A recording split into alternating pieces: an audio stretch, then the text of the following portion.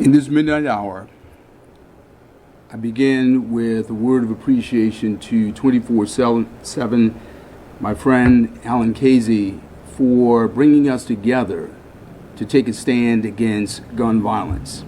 We do so on the eve of Juneteenth, the federal holiday.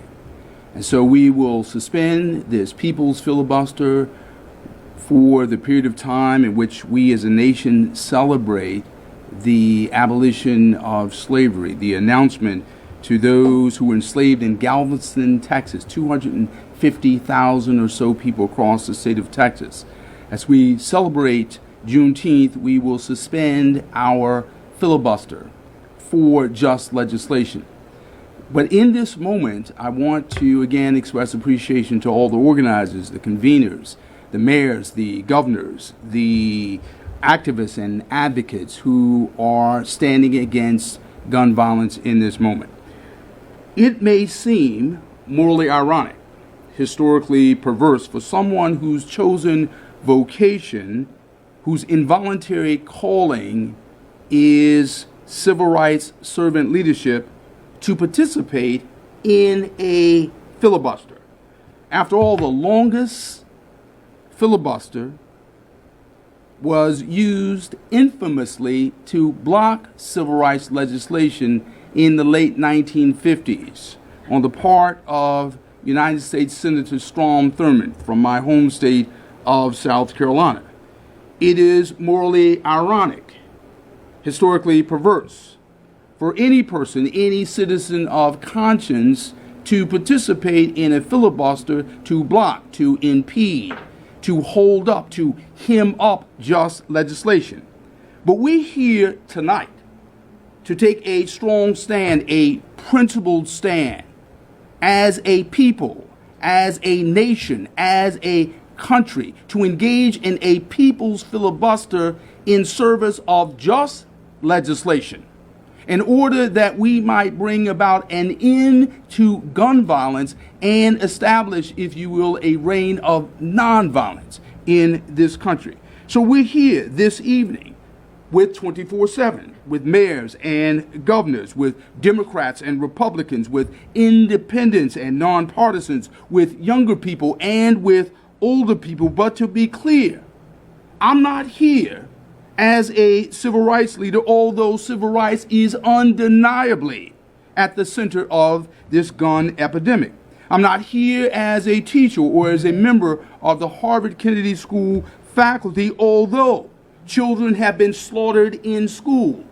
Students have been slaughtered on college campuses and universities. People have lost their lives before they learn to read the alphabet or before they learn to add the letters BA, MBA, MA, or PhD after their names.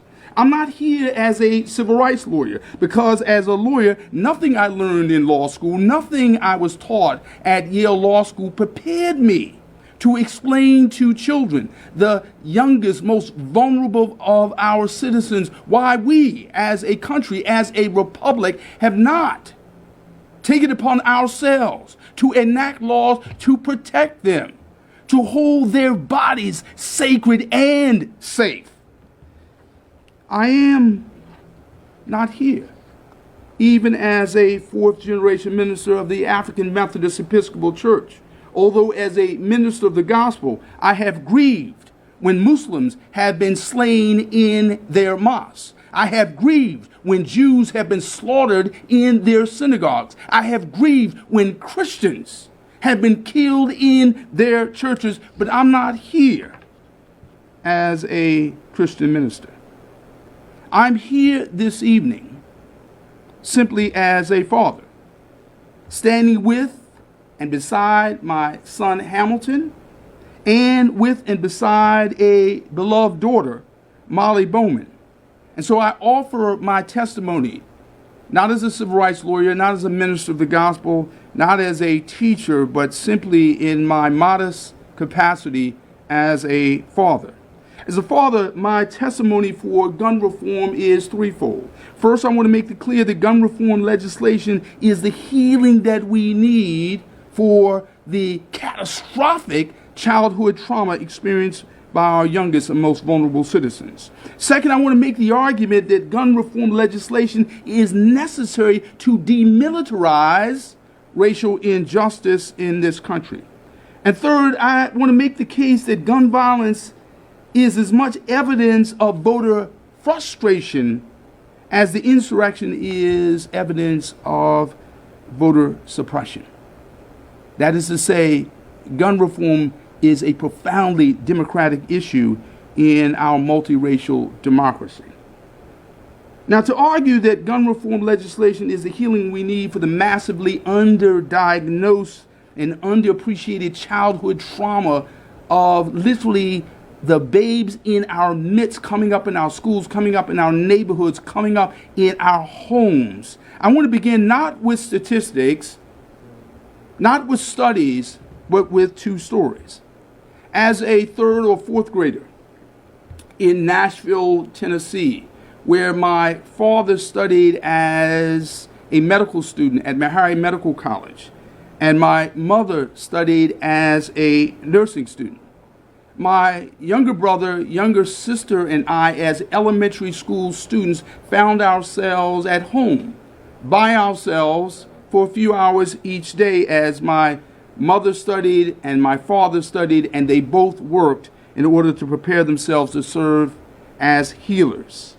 One day, my younger brother and my younger sister and I found ourselves in our apartment looking out of a window.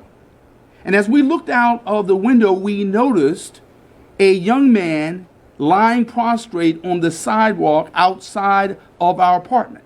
As we looked out of the window, we noticed that this young man who had been shot was bleeding profusely.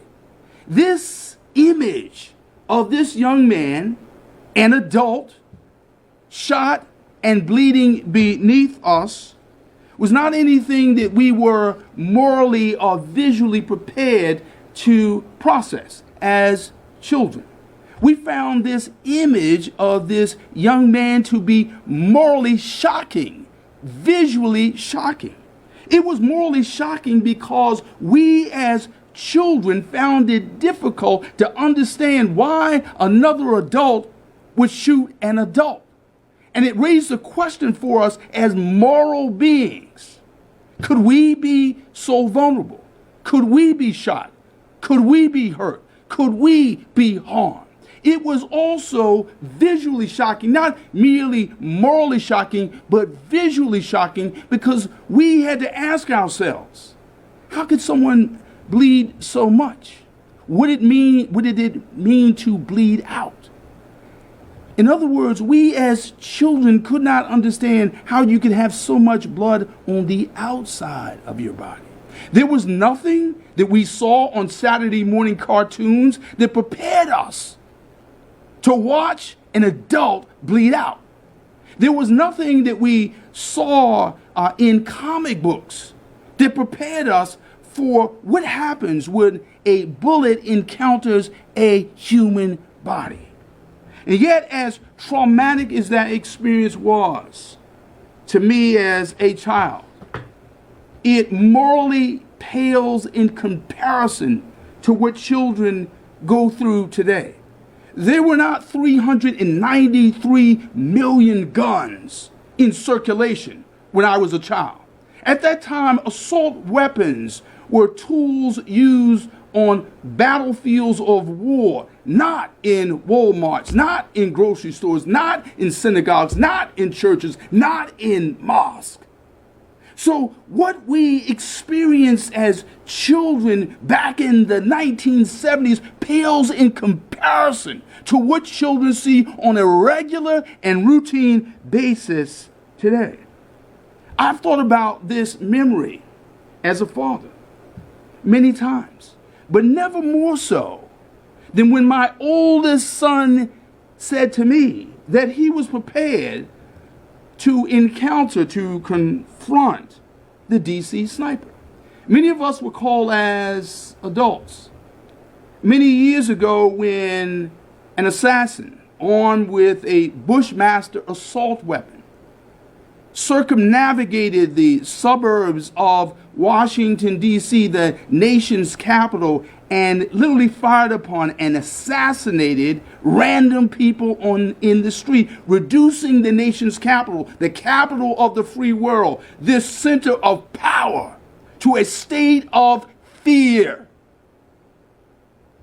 As a father, I was not prepared. I was not emotionally or psychologically or morally prepared to confront the morally confused and ethically befuddled child before me, who said to me, "Dad, I know about the DC sniper, but my friends and I in first grade, we have an escape plan.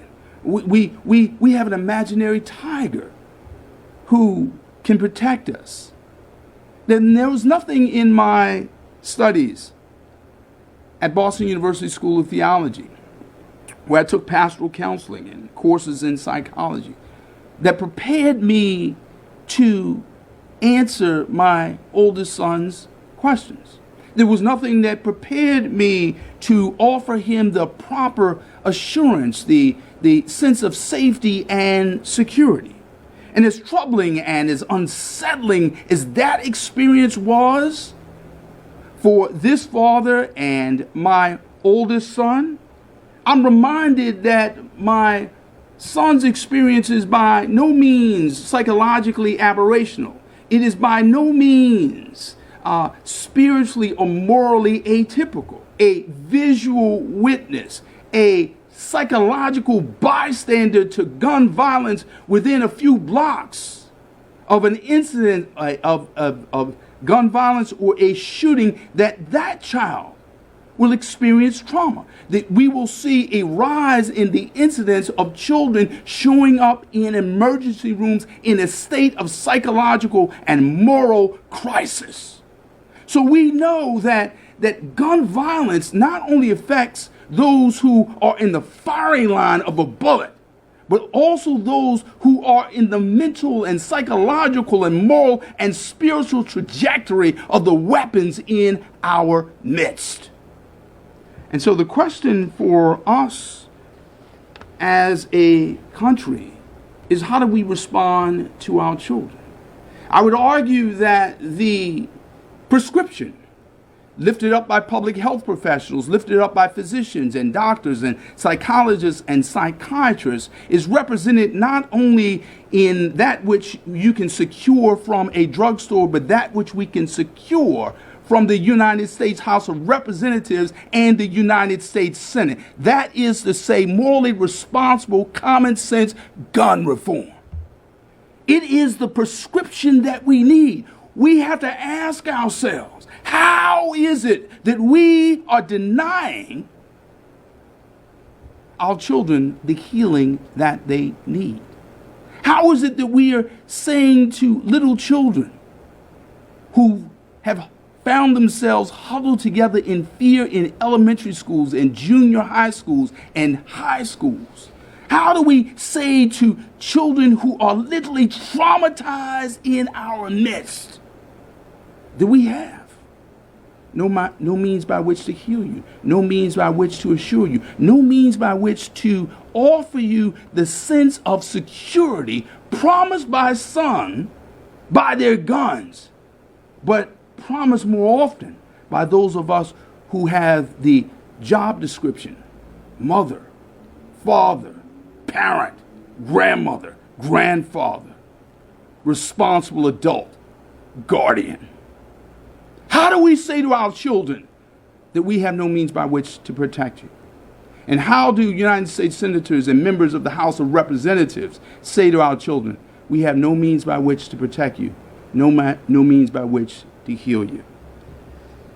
Secondly, I want to make the case and make the argument that gun reform legislation is a means by which we as a country, as a multiracial democracy, can respond to racial injustice. When we think about the fact that the guns of the 21st century represent the lynch ropes of the 20th century and the 19th century, If you can imagine the Ku Klux Klan making a request of the NRA, we need longer, more efficient, more lethal lynch ropes. The NRA, or perhaps Gun Owners of America, might respond not with ropes, but rather guns.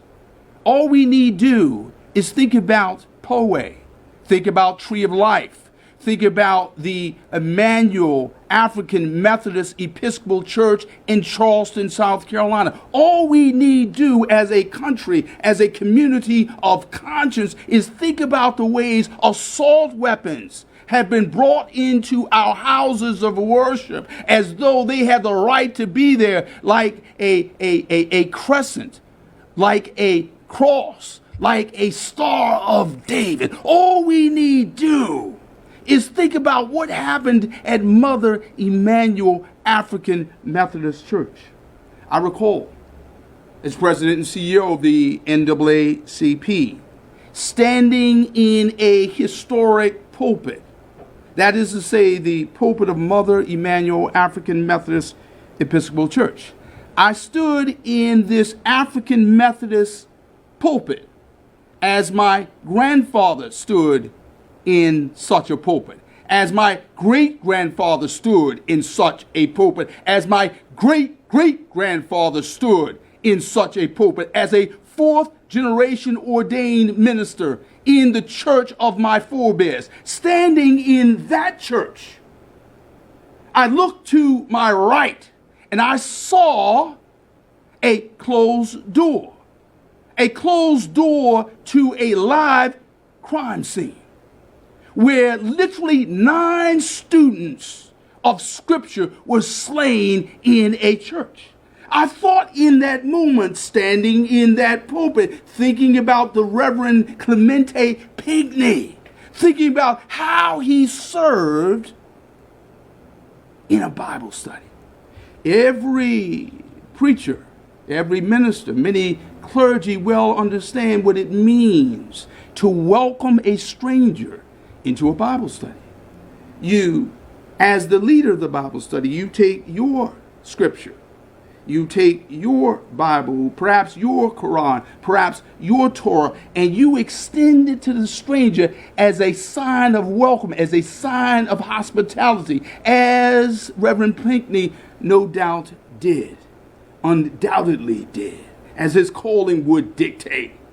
And in response to his hospitality, in response to his love, in response to the tradition of Emmanuel AME Church, Dylan Roof killed 9 people and left 1 to tell the story.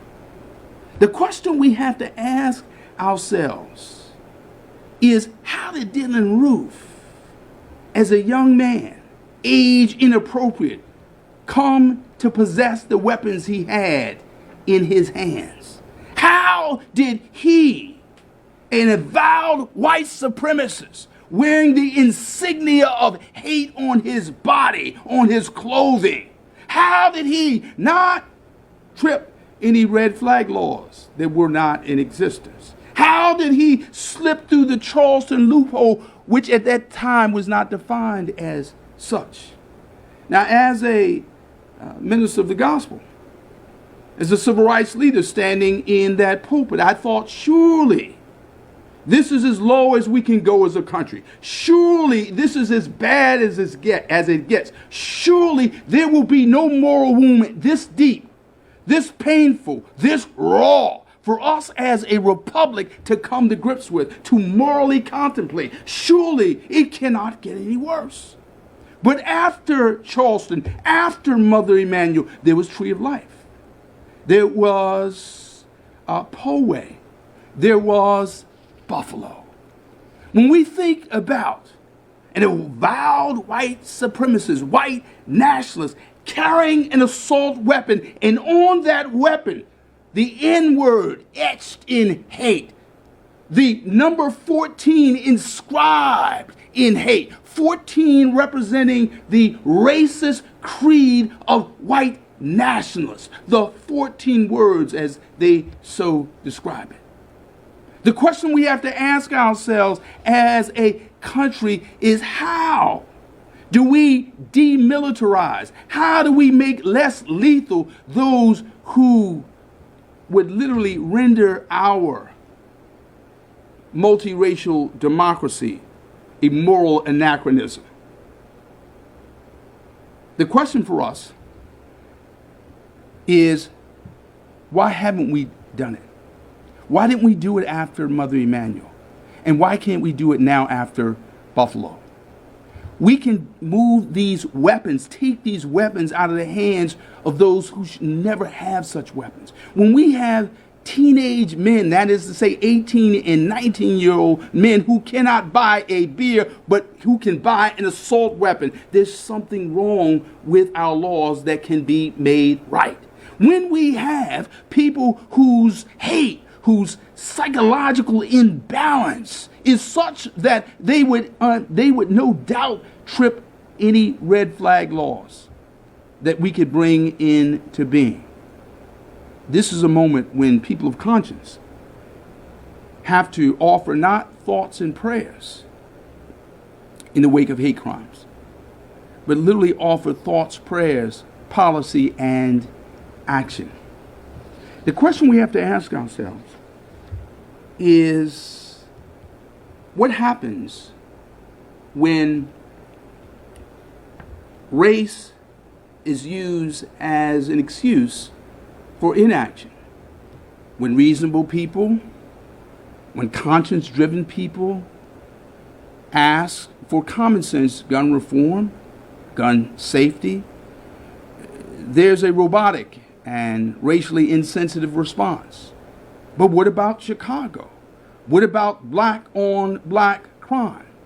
Not bearing in mind that most crime is same race on same race. There are those who look across the length and breadth of our country and simply say that in response to gun violence, we need more guns. I'm reminded of Philando Castile, who was beloved by the elementary school children where he worked, who was a respected member of his community, who nevertheless possessed a gun lawfully, but he was shot and killed beside his girlfriend and in front of his child.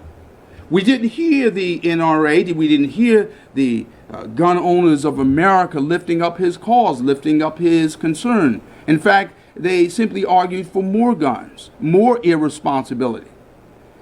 We in this moment have to de-racialize this issue and demilitarize the racial injustices are in our midst. That is to say, the degree to which we look at gun violence through the lens of racial stereotype is the degree to which we make our fellow citizens more vulnerable to gun violence on the street, and also gun violence on the part of those who wear badges and uniforms.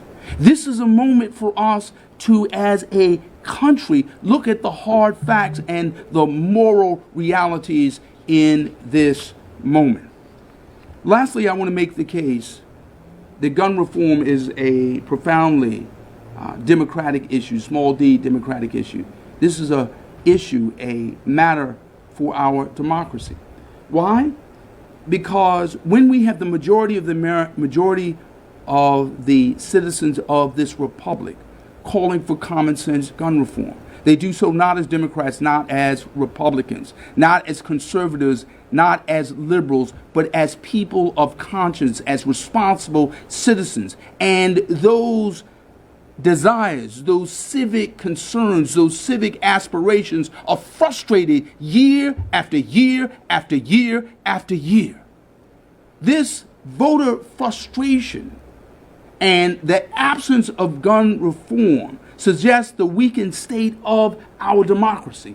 In other words, when we can have the majority of Americans literally crying for their children and demanding that our elected officials respond to this epidemic of gun violence.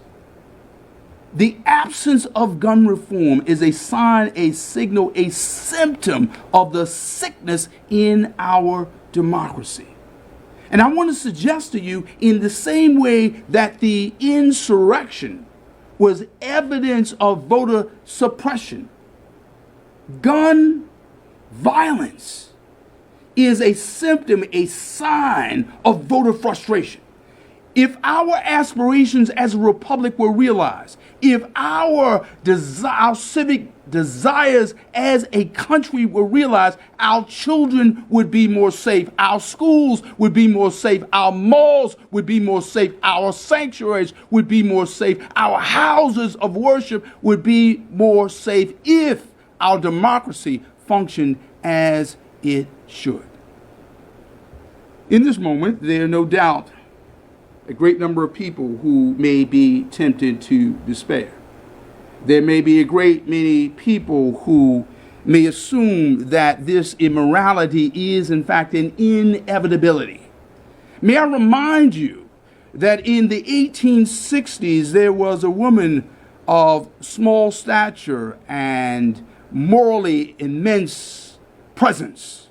Her name was Harriet Tubman. History tells us that she delivered 70 people to freedom on the Underground Railroad when she returned again and again from the land of liberty into the former place on the eastern shore. History also tells us that Harriet Tubman traveled to the low country of South Carolina when she, as a woman, led as a woman, for the first time, men in battle in the United States of America. History tells us that she delivered 700 people to freedom. Harriet Tubman could have said to herself in the 1860s, before the Emancipation Proclamation, before the 13th Amendment, before the 14th Amendment, before the 15th Amendment, she could have said to herself, if I compare the 770 people I freed to the 4 million people who were enslaved, I may have a reason to give up. But we understand that hope is not empirically demonstrated. It is in fact morally chosen. So in this moment, were we to compare our fledgling efforts heretofore in the United States House of Representatives and the United States Senate to the sheer number of children who have been killed, the sheer number of adults who have been killed, the sheer number of our fellow citizens who have been traumatized, we might give up. But our hope is not empirically demonstrated. It is morally chosen. So we choose in this moment to be hopeful. We choose in this moment to act. We choose in this moment to do that which conscience dictates and our democracy demands. And so finally, with a benedictory note, I might draw upon the wisdom of the ancient rabbis in the Jewish tradition who believe that by speaking a name, you invoke the presence, the power of a person.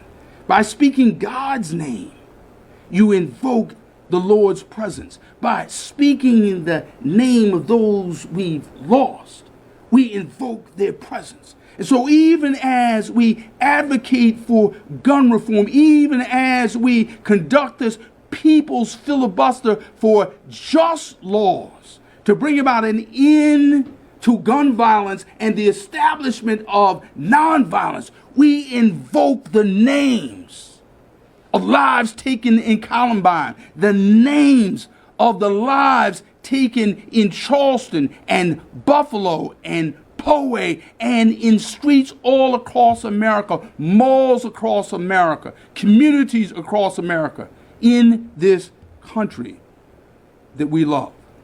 And so for the next few hours, until the dawn of this midnight, my colleagues and I, whom I stand in support of, will read the names of those we had taken from us, invoke their presence, their memories, as we dedicate our lives and dedicate this moment to bringing about an end to gun violence.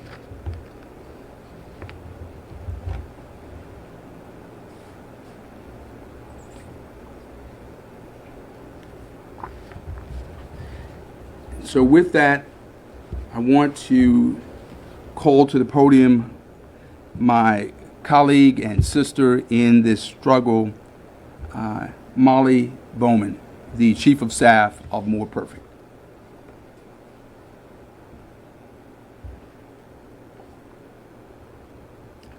Thank you, Reverend Brooks.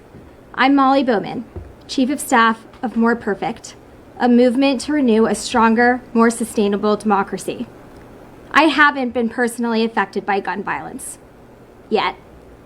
Breaking news alerts of mass shootings and America's ever-climbing death toll says it's only a matter of time before I am. So my gut instinct sounds an alarm, warning me not to enter a movie theater, or a grocery store, or a shopping mall, or my synagogue. I second-guess my dream of raising children because I wonder what kind of world I'll be bringing them into, and will they be safely able to attend school? So I'm here tonight to take the podium because legislative inaction to prevent gun violence in this country is emblematic of our broken democracy. When the majority of our nation calls for stricter gun laws, and instead, state houses respond by expanding access to semi-automatic weapons and signing permitless carry bills into law, that is our democracy in crisis.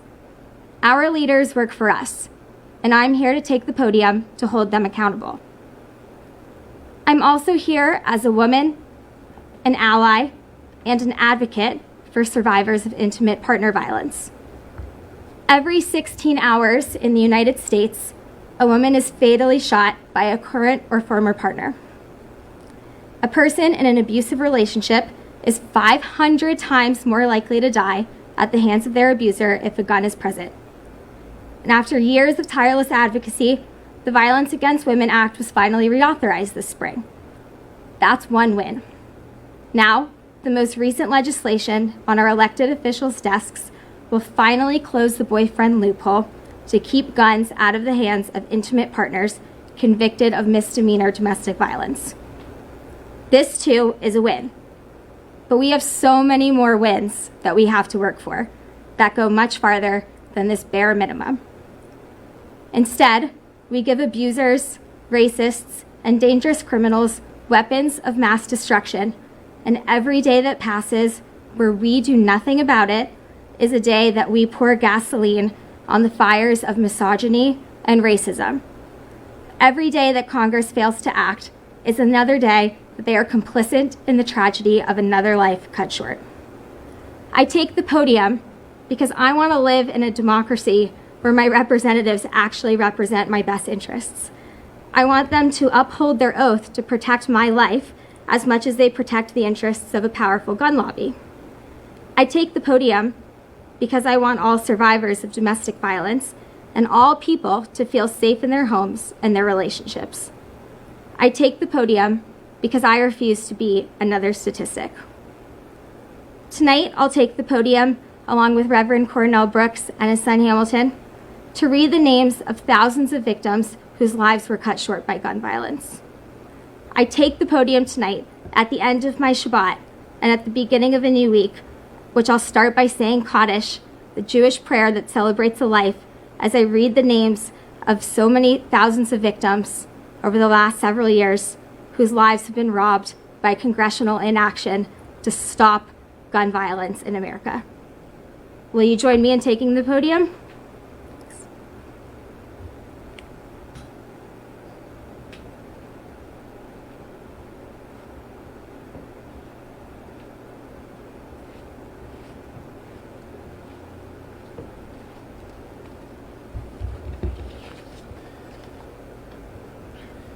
We begin with the names of those whose lives were taken in Columbine on April 20th of 1999. Cassie Burnell, age 17. Stephen Cornell, age 14. Corey DePuter, age 17. Kelly Fleming, age 16. Matthew Kechter, age 16. Daniel Mauser, age 15. Daniel Rothroeborough, age 15. William Dave Sanders, age 47. Rachel Scott, age 17. Isaiah Shoels, age 18. John Tomlin, age 16. Lauren Townsend, age 18. Kyle Velasquez, age 16. On December 26, the year 2000, at Edgewater Technology in Wakefield, Massachusetts, Jennifer Bragg Capianco, age 29. Janice Haggerty, age 46. Louis Sandy Javel, age 58. Rose Manfredi, age 48. Paul Marceau, age 36. Cheryl Troy, age 50. Craig Wood, age 29. On March 21st, 2005, at Red Lake High School on the Red Lake Indian Reservation in Red Lake, Minnesota, Derek Brunn, age 28.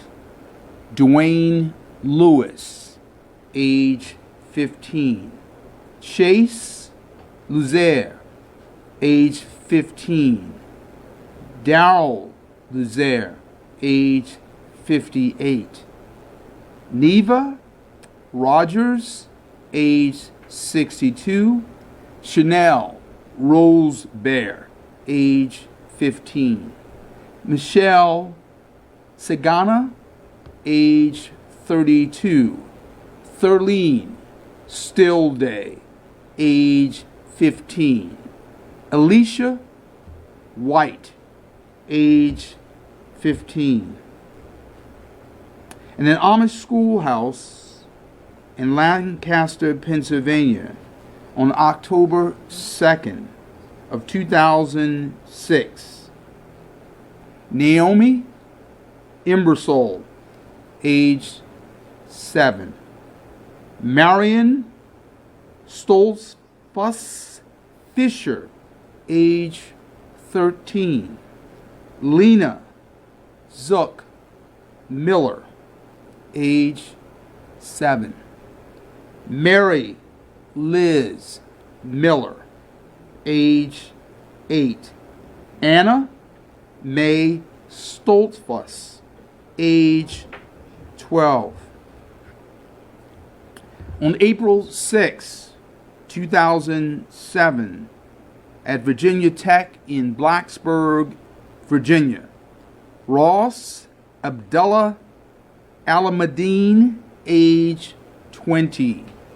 Christopher James Jamie Bishop, age 35. Brian Blom, age 25. Ryan Clark, age 22. Austin Cloyd, age 18. Jocelyn Couture Nowak, age 49. Daniel Perez Cueva, age 21. Kevin Granada, age 46. Matthew G. Gwaltney, age 24. Caitlin Hammerin, age 19. Jeremy Herbstritt, age 27.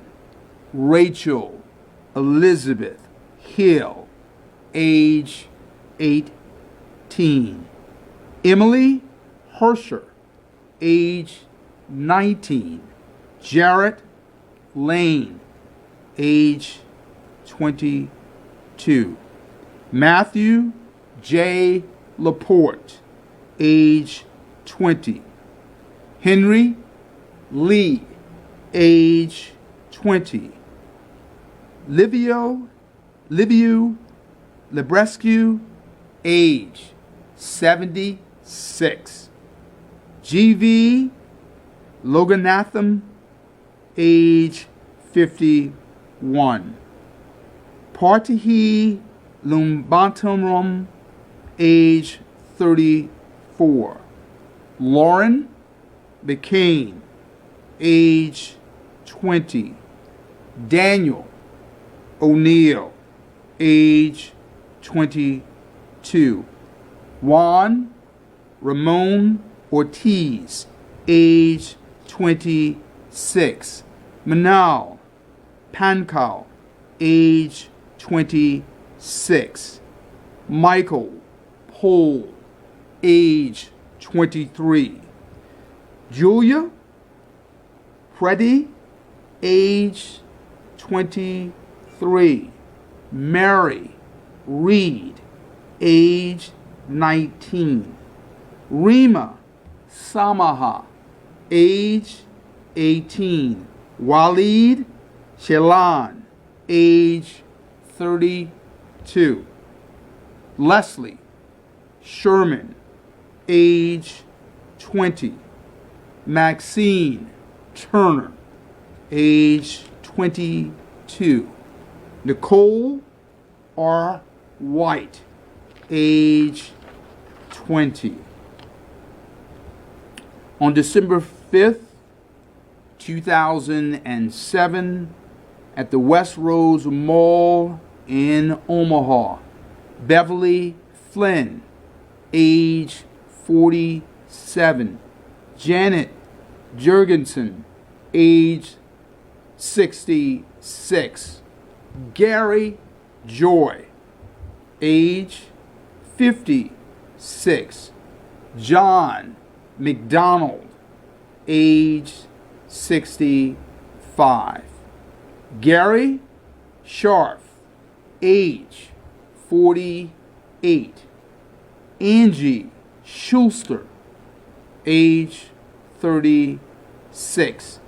Diane Trent, age 53. Maggie Webb, age 24.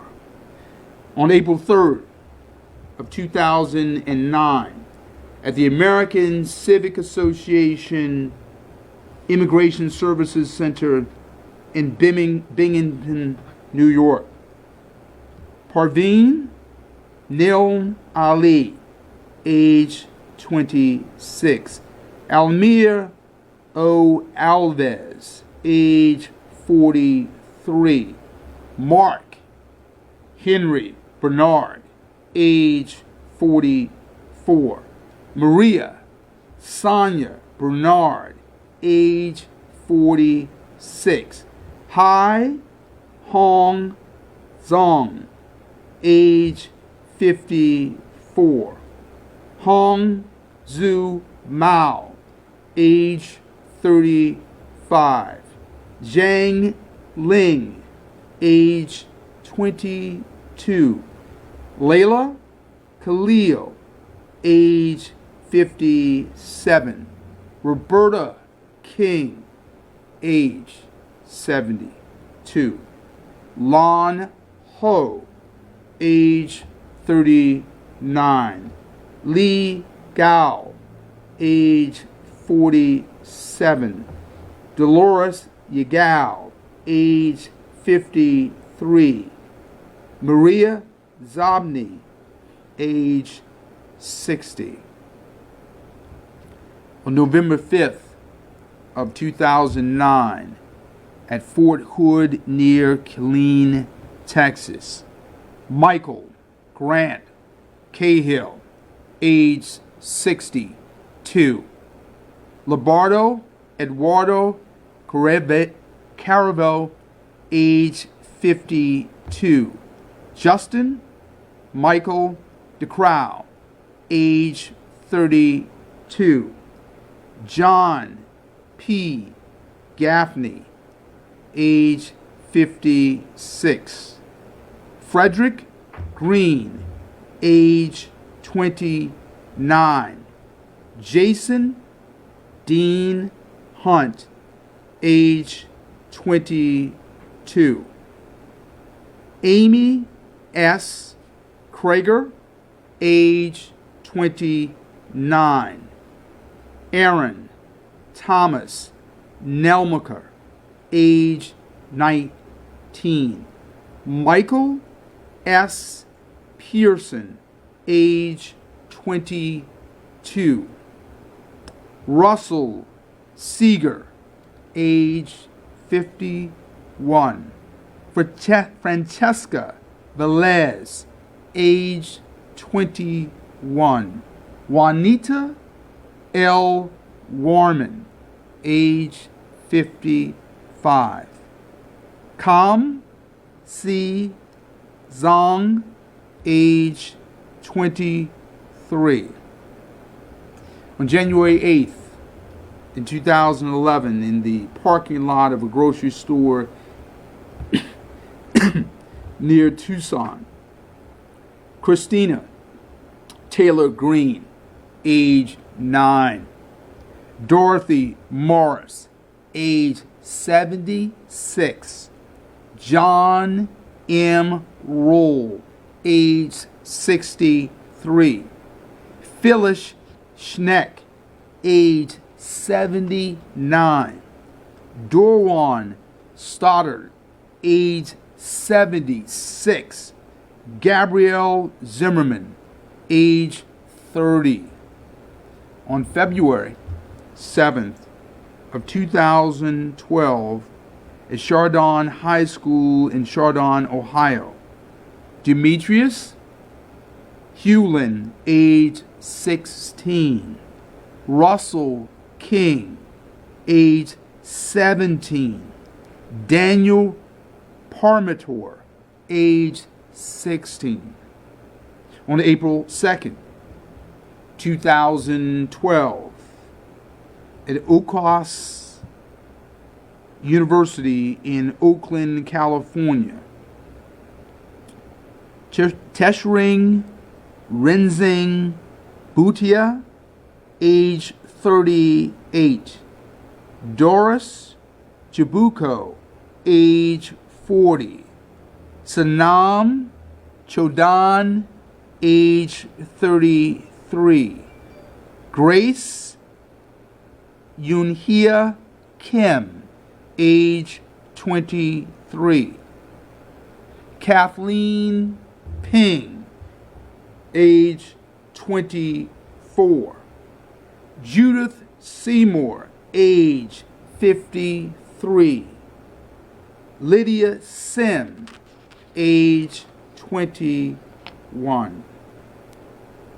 On July 20th of 2012, at the Century Aurora 16 Movie Complex in Aurora, Colorado, Jonathan Blanc, age 26. AJ Boyk, age 18. Jess Childress, age 29. Gordon W. Cowden, age 51. Jessica Cowdy, age 24. John Thomas Larimer, age 27. Matthew McQuinn, age 27. Michaela Medek, age 24. 3.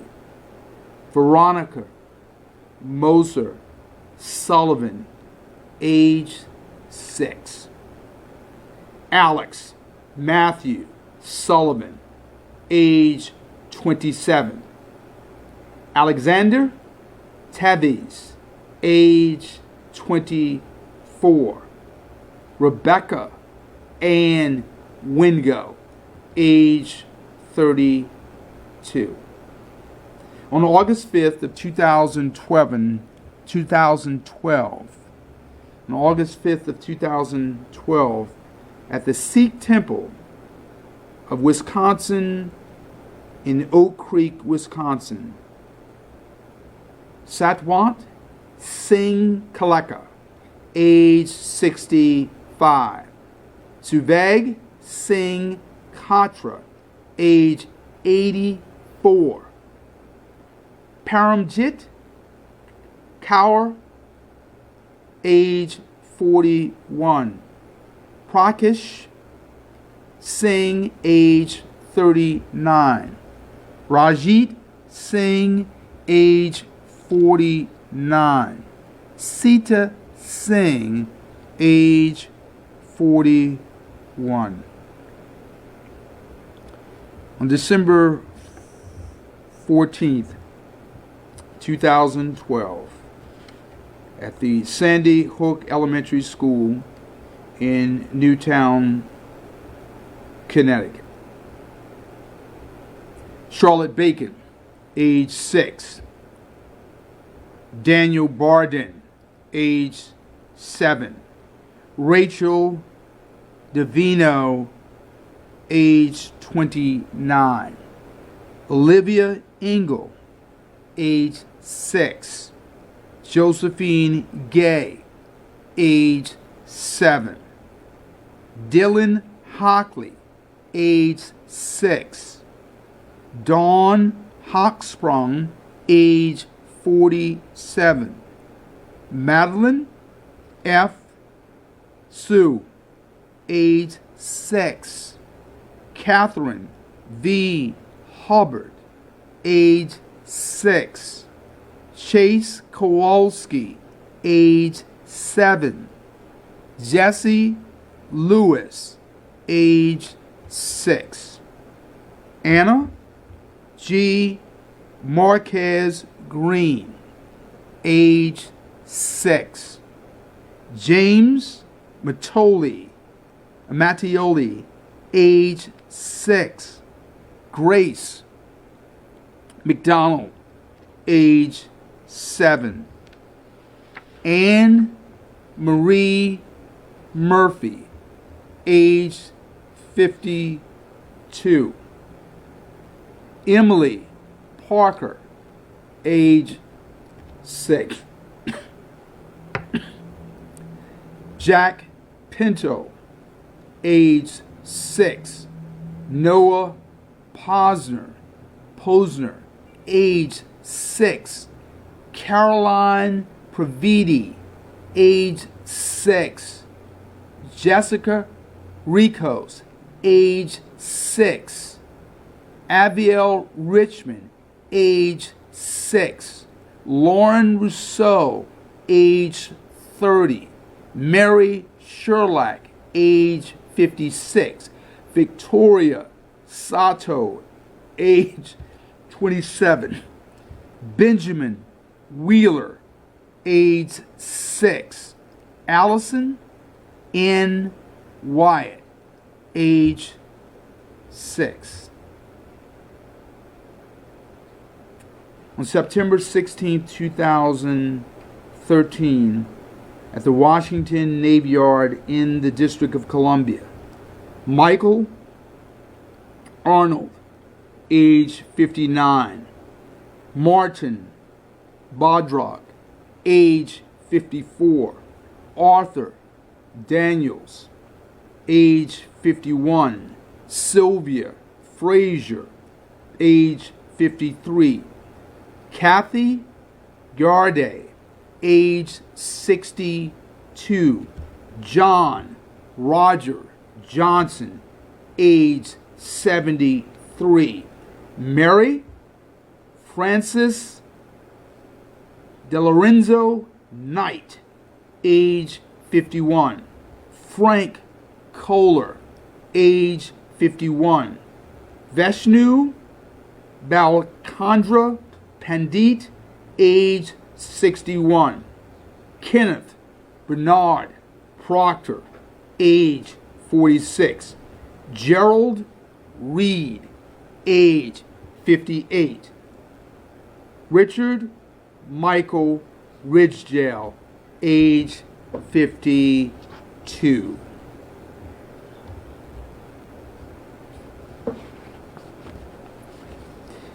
And on June 17th, 2015, at Emmanuel African Methodist Episcopal Church in Charleston, South Carolina, Sharonda Coleman Singleton, age 45. DePayne V. Middleton, doctor, age 49. Cynthia Grantham Hurd, age 54. Susie Jackson, age 87. Ethel Lee Lance, age 70. 32. Alejandro Barrios Martinez, age 21. Brenda Marquez McCool, age 49. Gilberto R. Silva Menendez, age 25. Kimberly Jean Morris, age 37. Accra Monet Murray, age 18. Luis Omar Ocasio Capo, age 20. Geraldo A. Ortiz Jimenez, 25. Eric Ivan Ortiz Rivera, age 36. Joel Rayon Paniagua, age 32. Jean Carlos Mendez Perez, age 35. Enrique L. Rios Jr., age 25. John Carlos Nieves Rodriguez, age 27. Javier Xavier Emmanuel Serrano Rosado, age 35. Christopher Joseph Sanfiles, age 24. Ilmary Rodriguez Sullivan, age 24. Edward Sotomayor Jr., age 34. Shane Evan Tomlinson, age 33. Martin Benitez Torres, age 33. Jonathan A. Camuy Vega, age 24. Juan Pablo Riviera Velasquez, age 37. Luis Sergio Vielma, age 22. Frankie Jimmy de Jesus Velasquez, age 50. Luis Daniel Wilson Leon, age 37. Gerald Arthur Wright, age 31. January 6, 2017, at the baggage claim of Fort Lauderdale Hollywood International Airport in Florida. Mary Louise Amzabel, age 69. Terry Andres, age 62. Michael Oeheme, age 58. Shirley Timmons, age 70. Olga Wolternig, age 84. June 5th, 2017, at an awning company near Orlando. Kevin Clark, age 53. Kevin Lawson, 46. Brenda Montanez Crespo, age 44. Jeffrey Roberts, age 57. Robert Snyder, age 69.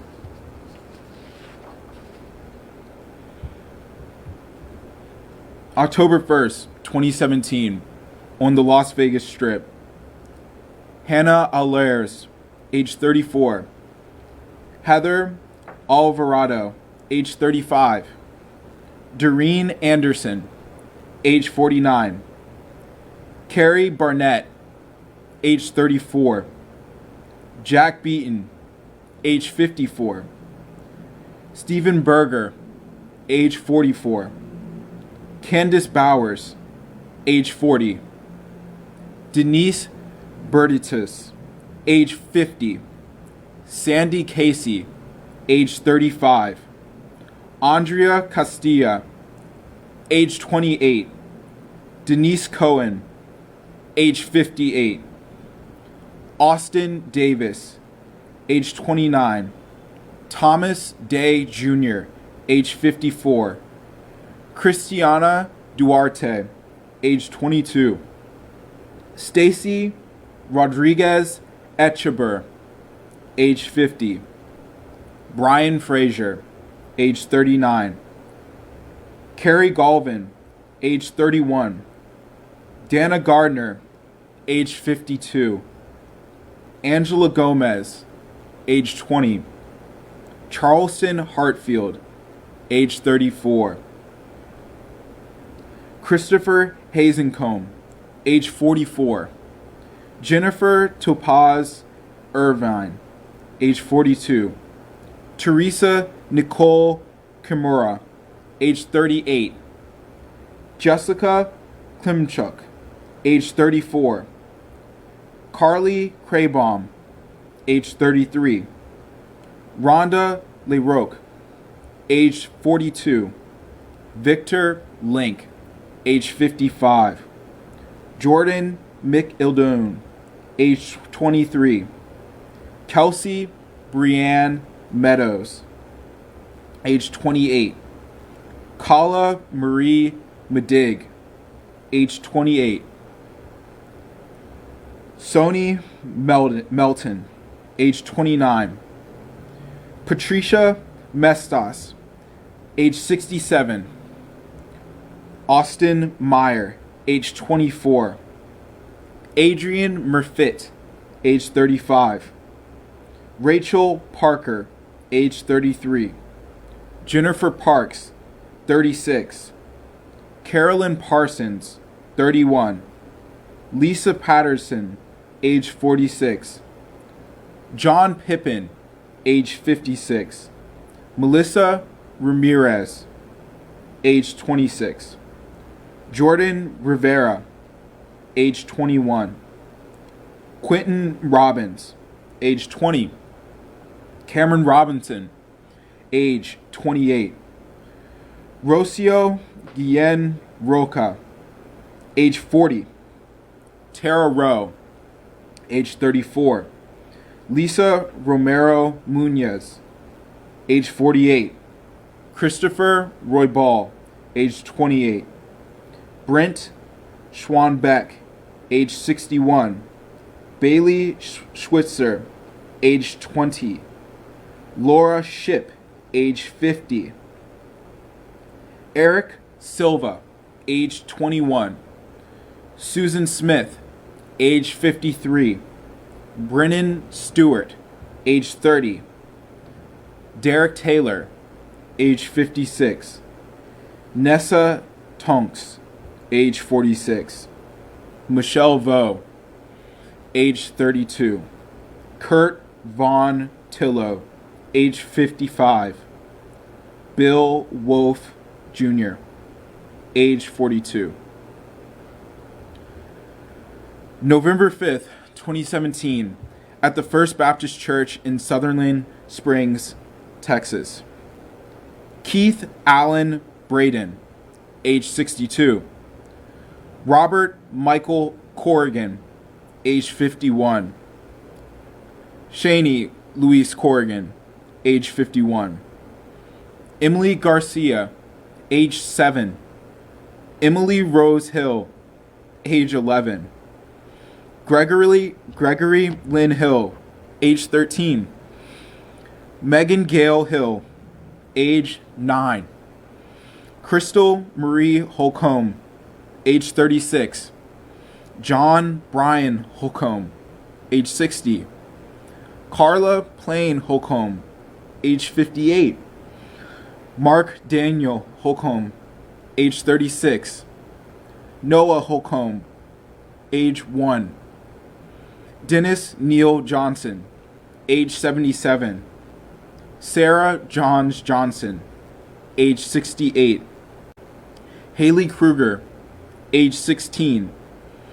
Robert Scott Marshall, age 56. Karen Sue Marshall, age 56. Annabelle Renee Pomeroy, age 14. Ricardo Cardona Rodriguez, age 64. Therese Sagan Rodriguez, age 66. Brooke Brianne Ward, age 5. Joanne Lookingbill Ward, age 30. Peggy Lynn Warden, age 56.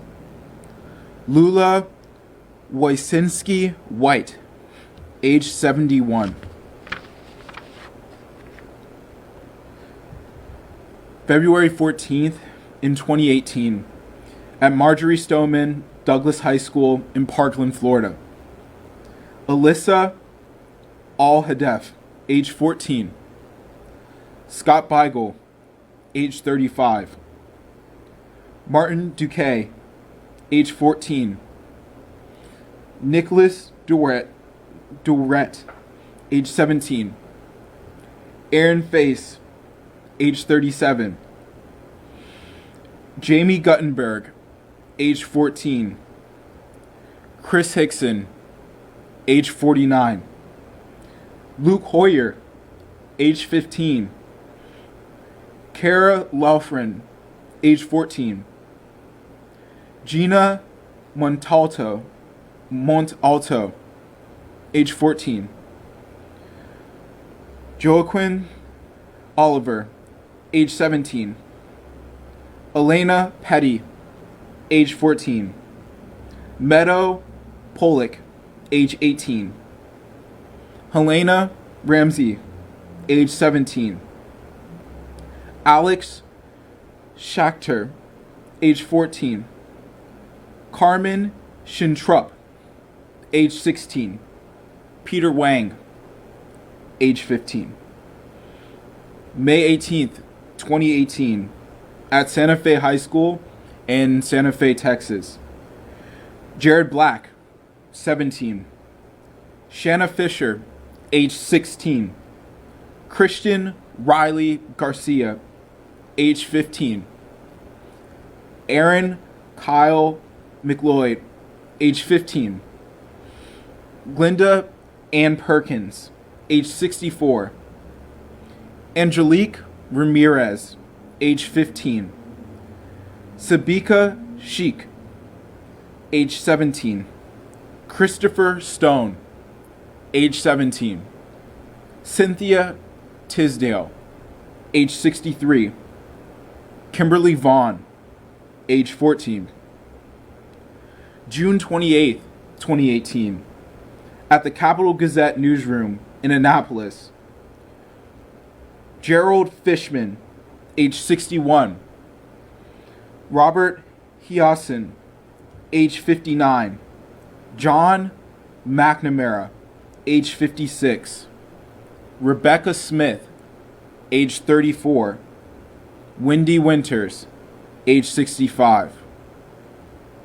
October 27, 2018, at Tree of Life Synagogue in Pittsburgh. Joyce Feinberg, age 75. Richard Gottfried, age 65. Rose Mallinger, age 97. Jerry Rabinowitz, age 66. Cecil Rosenthal, age 59. David Rosenthal, age 54. Bernice Simon, age 84. Sylvan Simon, age 86. Daniel Stein, age 71. Melvin Wax, age 87. Irving Younger, age 69. November 7, 2018, at the Borderline Bar and Grill in Thousand Oaks, California. Sean Adler, age 48. Cody Kaufman, age 22. Blake Dingman, age 21. Jake Dunham, age 21. Ron Hellis, age 54. Elena Housley, age 18. Dan Minrique, age 33. Justin Meek, age 23. Mark Meza Jr., age 20. Christina Morissette, age 20. Telemachus Orphanos, age 27. Noel Sparks, age 21. At the SunTrust Bank Building in Sebring, Florida. Deborah Cook, age 54. Marisol Lopez, age 55. Jessica Montague, age 31. Anna Pignon Williams, age 38. Cynthia Watson, age 65.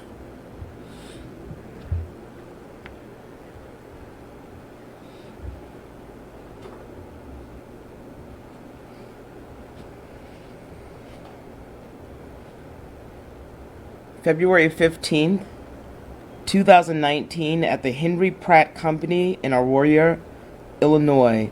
Russell Bayer, 47.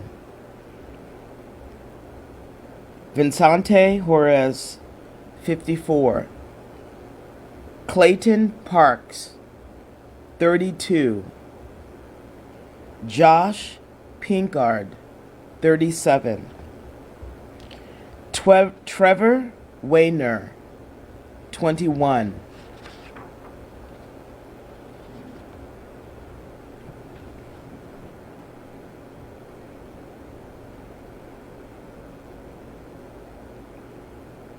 May 31st, 2019, at the Virginia Beach Municipal Center in Virginia Beach. Lakita C. Brown, 39. Ryan Keith Cox, 50. Tara Welch Gallagher, 39. Mary Louise Gale, 65. Alexander Mikhail Gusev, 35. Joshua O. Hardy, 52. Michelle Missy Langer, 60. Richard H. Nettleton, 65. Catherine A. Nixon, 42. Christopher Kelly Rapp, 54. Herbert Burt Snelling, 57. Robert Bobby Williams, 72. July 28th, 2019, at the Gilroy Garlic Festival in California. Trevor Dion, Irby, 25. Stephen Romero, 6. Kayla Salazar, 13.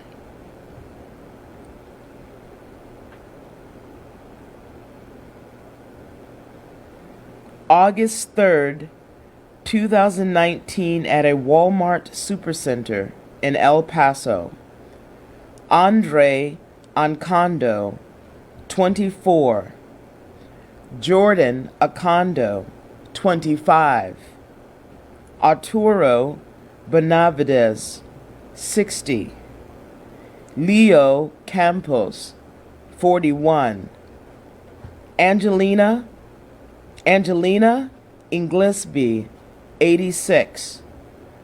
Maria Flores, 77. Raul Flores, 83. Jorge Calvillo Garcia, 61. Aldolfo Cerros Hernandez, 68. Maribel Hernandez, 56. Alexander Gerhard Hoffman, 66.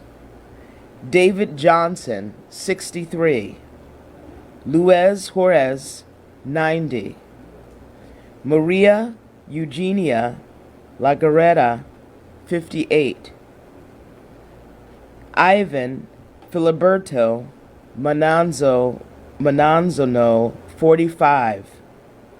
Gloria Hermana Marquez, 61. Elsa Mendoza, 57. Margie Reckard, 63. Sarah Esther Regalado, 66. Javier Amir Rodriguez, 15. Teresa Sanchez, 82. Juan de Dios Velazquez, 77. August 4, 2019, at the Oregon Historic District in Dayton, Ohio. Megan K. Betts, 22. Monica E. Brickhouse, 39. Nicholas P. Coomer, 25. Derek R. Fudge, 57. Thomas J. McNichols, 25. Lois L. Oglesby, 27. Sahid Saleh, 38. Logan M. Turner, 30. Beatrice N. Warren Curtis, 36. August 31st, 2019, on the streets of Midland in Odessa and West Texas. Rodolfo Julio Arco, 57. Cameron Carltus Brown, 30. Raul Garcia, 35. Mary Granados, 29. Joseph Griffith, 40. Layla Hernandez, 15. Edwin Peregrino, 25. December 10th, 2019, at the Jersey City Kosher Supermarket in New Jersey. Mindy Ferenez, 33. Joseph Seals, 40. Douglas Miguel Rodriguez, 49. Moshe Douche, 24. February 26, 2020, at the Molson Coors campus in Milwaukee. Dale Hudson, 50. Gennady Levshes, 61. Jesus Valle Jr., 33. Dana Walk, 57. Trevor Wet Seller, 33.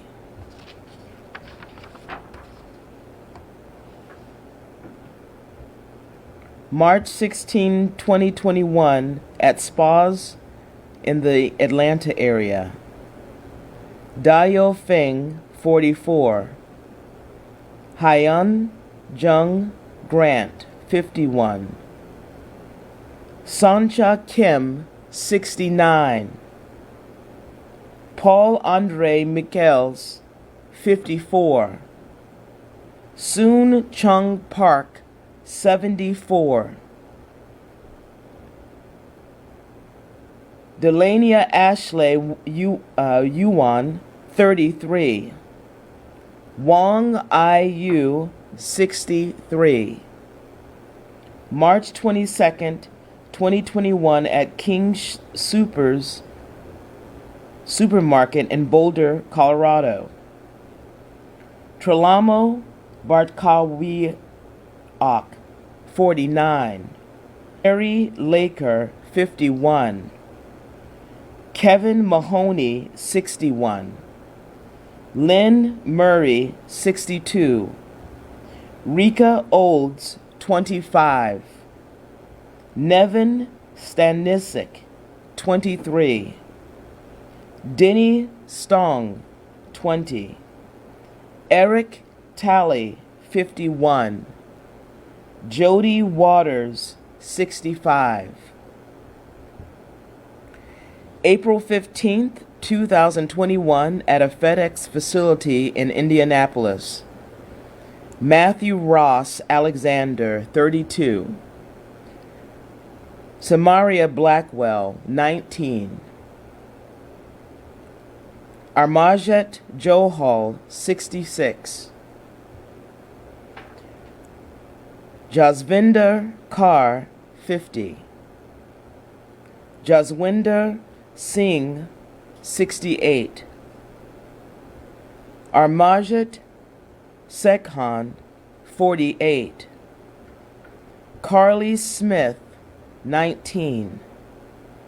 John Steve Wazert, 74.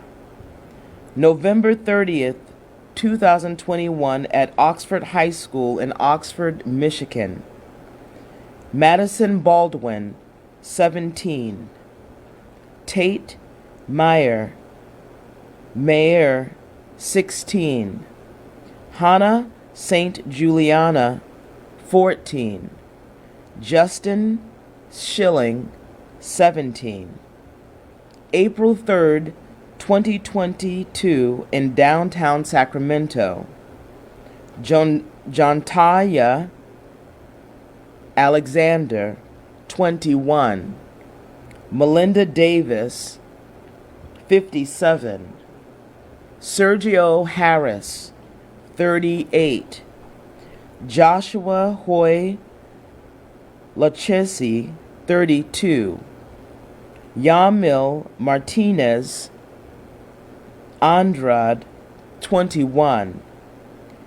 Devizia Turner, 29.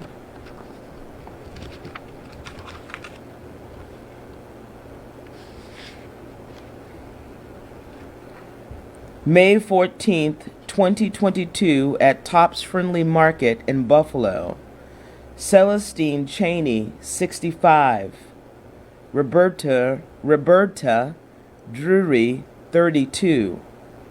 Andre McNeil, 53. Catherine Cat Massey, 72. Margus D. Morrison, 52. Hayard Patterson, 67. Aaron Salter Jr., 55. Geraldine Talley, 62. Ruth Whitfield, 86. Pearl Young, 77.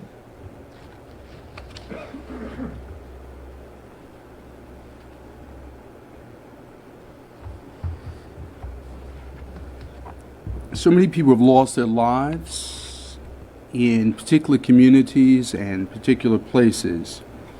And so we'd like to lift up not merely the names, but also the names of the communities, the number of people who were killed and the number of people who were injured. And I'm going to call on my colleague and sister, Molly Bowman, to begin lifting up these places and communities. Thank you.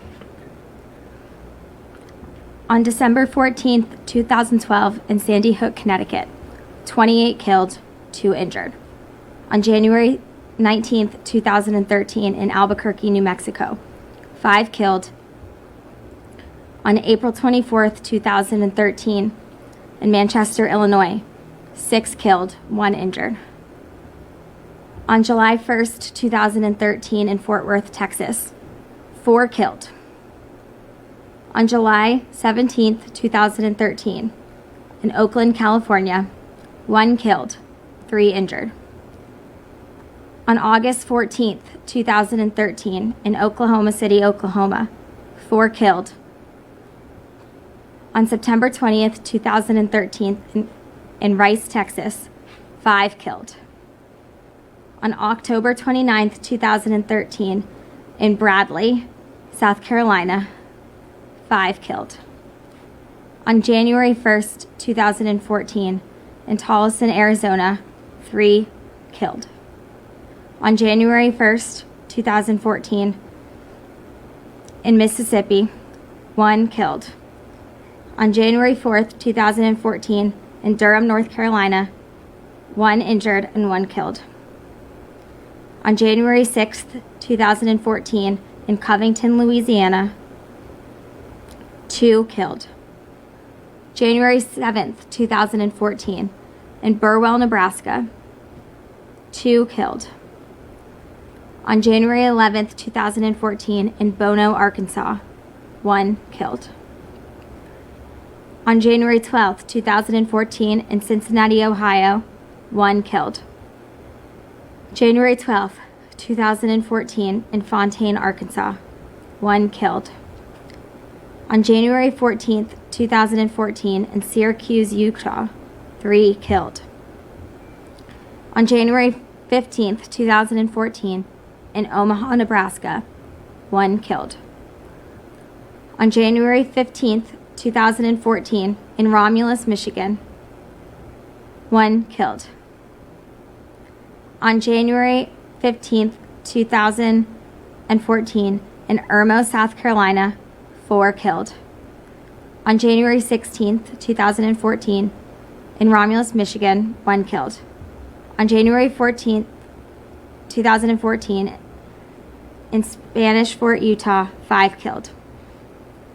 On January 19th, 2014, in Cleveland, Ohio, 1 killed. On January 22nd, 2014, in Charlotte, North Carolina, 1 killed. On January 22nd, 2014, in Oakley, California, 1 killed. On January 23rd, 2014, in Fort Hood, Texas, 3 killed. On January 28th, 2014, in Yorkville, Illinois, 1 killed. On January 29th, 2014, in Snow Hill, North Carolina, 1 killed. On February 3rd, 2014, in Cypress, Texas, 4 killed. On February 6th, 2014, in Temple, Georgia, 3 killed. On February 6th, 2014, in DeVal's Bluff, Arkansas, 1 killed. On February 7th, 2014, in Boston, Massachusetts, 1 killed. On February 13th, 2014, in Lake Worth, Florida, 1 killed. On February 17th, 2014, in El Dorado, Arkansas, 1 killed. On February 17th, 2014, in Corpus Christi, Texas, 2 killed.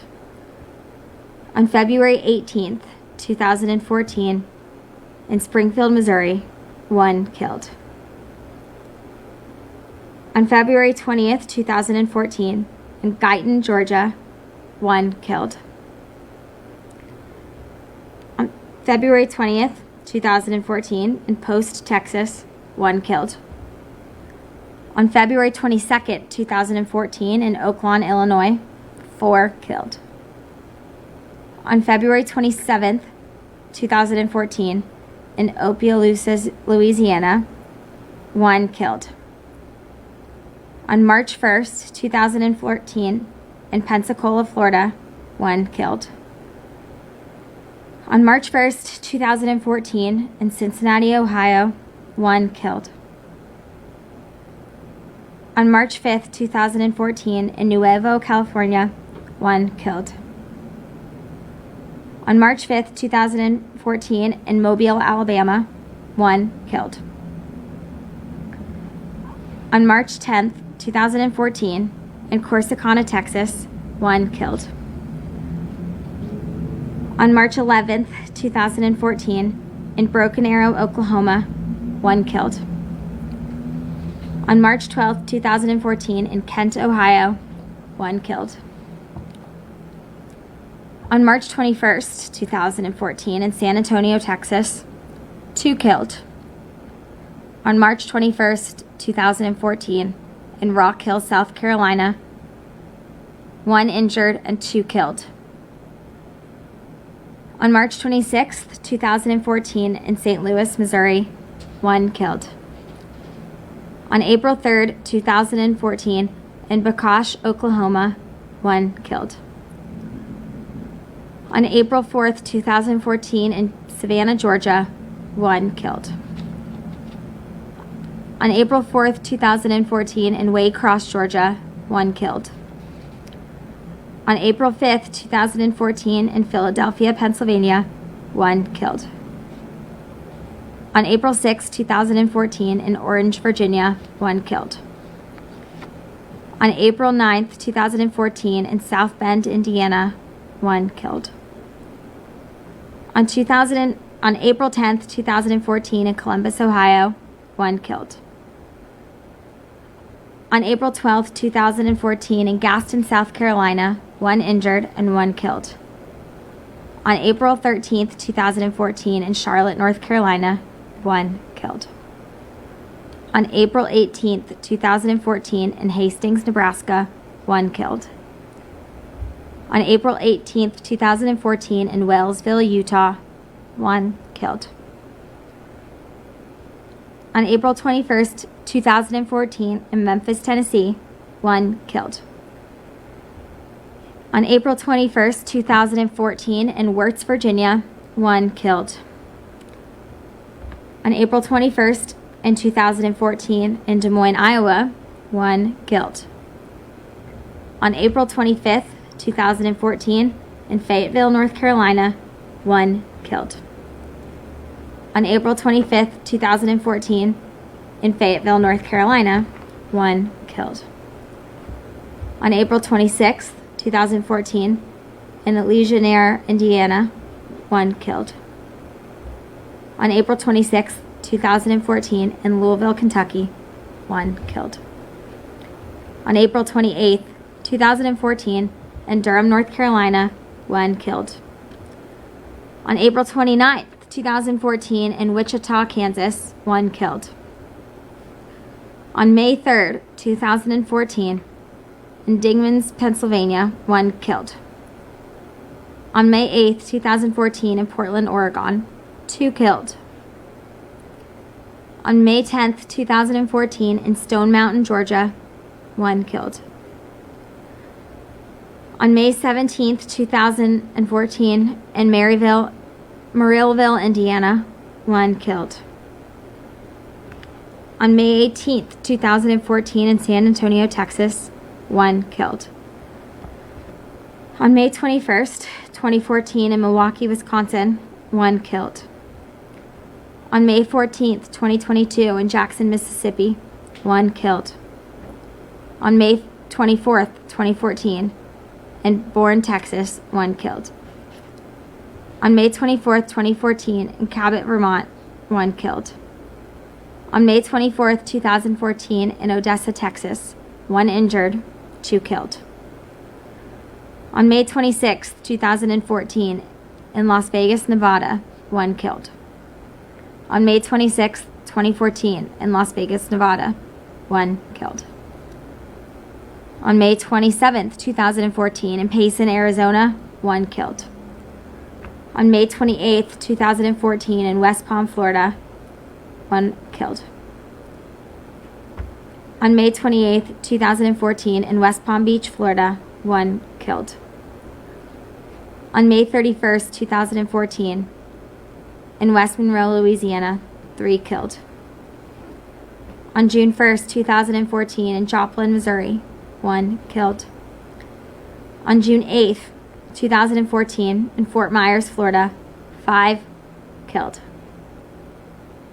On June 10th, 2014, in Cleveland, Ohio, 1 killed.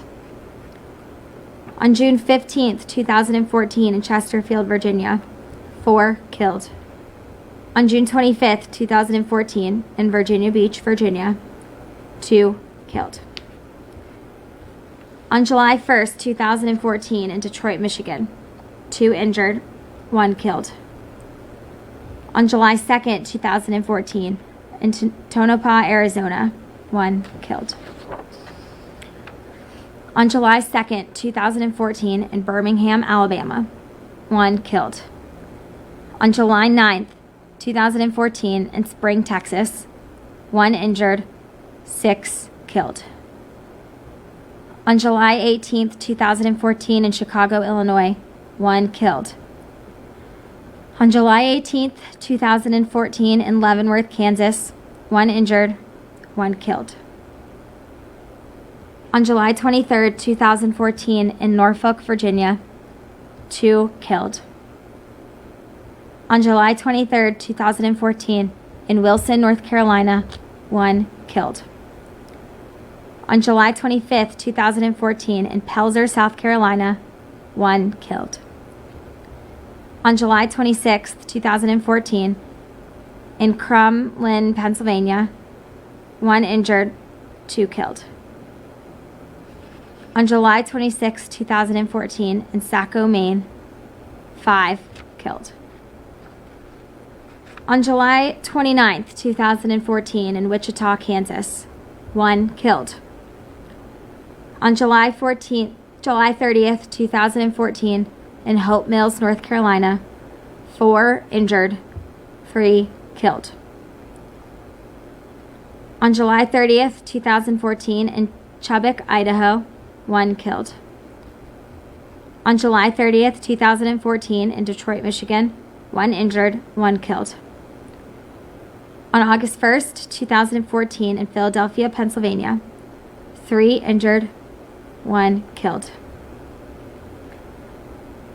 On August 1st, 2014, in Baltimore, Maryland, 2 injured, 1 killed. On August 3rd, 2014, in Culpeper, Virginia, 5 killed. On August 5th, 2014, in Weldon, North Carolina, 1 injured and 1 killed. On August 6, 2014, in Hobart, Oklahoma, 1 killed. On August 10, 2014, in Sparta, Tennessee, 1 killed. On August 10, 2014, in Landover, Maryland, 1 killed. On August 14th, 2015, in August 15th, 2014, in Memphis, Tennessee, 3 killed. On August 16th, 2014, in Temple Hill, Maryland, 2 killed. On August 16th, 2014, in Baton Rouge, Louisiana, 1 injured and 1 killed. On August 16th, 2014, in Inez, Kentucky, 3 killed. On August 17th, 2014, in Clarksville, Tennessee, 1 killed. On August 20th, 2014, in Chicago, Illinois, 1 killed. On August 22nd, 2014, in Chicago, Illinois, 1 killed. On August 24th, 2014, in Temple, Georgia, 3 killed. On August 26, 2014, in Tulsa, Oklahoma, 4 killed. On August 27, 2014, in Louisville, Kentucky, 1 injured, 1 killed. On August 27, 2014, in Fulton, Missouri, 1 killed. On September 2, 2014, in Tulsa, Oklahoma, 4 killed. On September 2nd, 2014, in Tucson, Arizona, 3 killed. On September 2nd, 2014, in Santan, Arizona, 1 killed. On September 3rd, 2014, in Springfield, Ohio, 3 killed. On September 5th, 2014, in Richmond, Virginia, 1 killed. On September 6th, 2014, in Greensboro, Alabama, 1 killed. On September 6th, 2014, Scotch Plain, New Jersey, 2 killed. On September 6th, 2014, in Pleasant Grove, Alabama, 3 killed. On September 7th, 2014, in Manteca, California, 1 injured, 1 killed. On September 8th, 2014, in Stone Mountain, Georgia, 1 killed. On September 13th, 2014, in Denmark, South Carolina, 1 killed. On September 15th, 2014, in Tallulah, Louisiana, 1 killed. On September 17th, 2014, in Gastonia, North Carolina, 1 killed.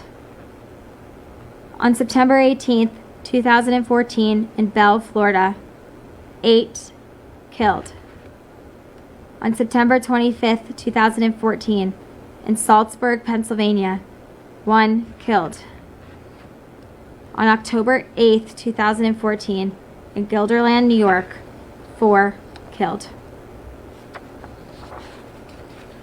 On October 8th, 2014, in Richmond, Virginia, 4 killed. On October 10th, 2014, in Watsonville, California, 1 injured, 2 killed.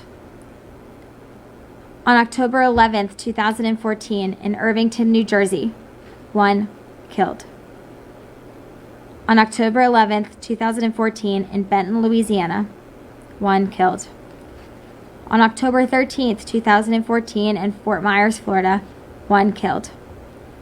On October 16th, 2014, in Detroit, Michigan, 3 injured, 1 killed. On October 17th, 2014, in Buchanan, Tennessee, 1 killed. On October 17th, 2014, in Port Orange, Florida, 1 injured, 3 killed. On October 17th, 2014, in Kansas City, Missouri, 1 killed. On October 20th, 2014, in Ledbetter, Texas, 3 killed. On October 22nd, 2014, in Kokomo, Indiana, 1 injured and 1 killed. On October 22nd, 2014, in Charlotte, Montana, 1 killed. On October 22nd, 2014, in Anaheim, California, 1 killed. On October 26, 2014, in Kansas City, Kansas, 1 killed. On October 27, 2014, in Seattle, Washington, 3 killed. On November 2, 2014, in Cincinnati, Ohio, 1 killed. On November 6, 2014, in Milwaukee, Wisconsin, 1 killed. On November 8, 2014, in Detroit, Michigan, 1 killed. On November 8, 2014, in Reno, Nevada, 3 killed. On November 9, 2014, in Indianapolis, Indiana, 1 killed. On November 14, 2014, in Decatur, Georgia, 1 killed. On November 14, 2014, in Shreveport, Louisiana, 1 killed. On November 18, 2014, in Savannah, Georgia, 1 killed. On November 20th, 2014, in Elkhart, Indiana, 1 killed. On November 20th, 2014, in Tabernacle, New Jersey, 4 killed. On November 23rd, 2014, in Rochester, Minnesota, 2 killed. On November 24th, 2014, in Peachland, North Carolina, 2 killed. Turn it back to the Reverend.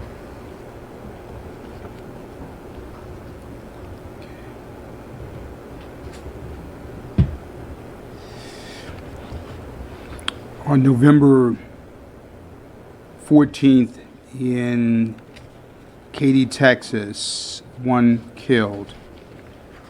On November 14th in Childress, Texas, one killed. On December 14th in Villa Park, Illinois, one killed. In Simpsonville, South Carolina, one killed on December 14th. On December 14th, Minnesota and St. Paul, Minnesota, 3 people killed.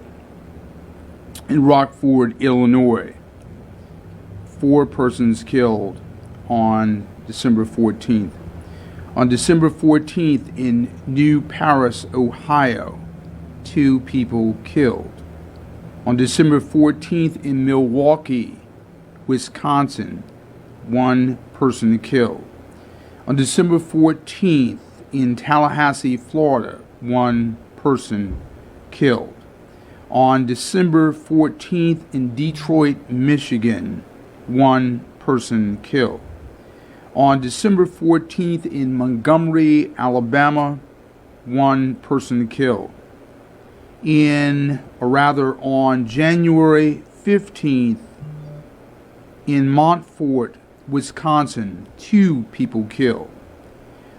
In Kansas City, Kansas, on January 15th, 1 person killed. In Baltimore, Maryland, on January 15th, 2 people killed. On January 15th, Fort Valley, Georgia, 1 person killed. On January 15th, in Fresno, California, 1 person killed. On January 15th, in Columbus, Mississippi, 1 person killed. In Elmo, Missouri, 1 person killed on the 15th of January. On January 15th, in San Diego, California, 3 people killed. On January 15th, in Benton, Michigan, 1 person killed. In Tarpon, Florida, 1 person killed on the 15th of January. In Auburn, New York, on January 15th, 4 people killed. In King, North Carolina, on the 15th of February, 4 people killed. In Douglasville, Georgia, on the 15th of February, 5 people killed. On the 15th of February, in Lake, Louisiana, 1 person killed. In Dalton, Ohio, on the 15th of February, 1 person killed. On February 15th, in Indiana, in Paoli, Indiana, 3 people killed. On the 15th of February in Corbin, Kentucky, 4 people killed. In Rio Rancho, New Mexico, on February 15th, 2 people killed. In Fort Wayne, Indiana, on the 15th of February, 1 person killed. On the 15th of February, in Galesville, Alabama, 1 person killed. On the 15th of February, in Myrtle, Oregon, 2 people killed. On the 15th of February, in Houston, Texas, 1 person killed. On March 15th, in Houston, Texas, 1 person killed. On the 15th of March, in New Orleans, Louisiana, 2 people killed. In Shugnak, Alaska, on the 15th of March, one person killed. On the 15th of March, in Malin, Oregon, one person killed.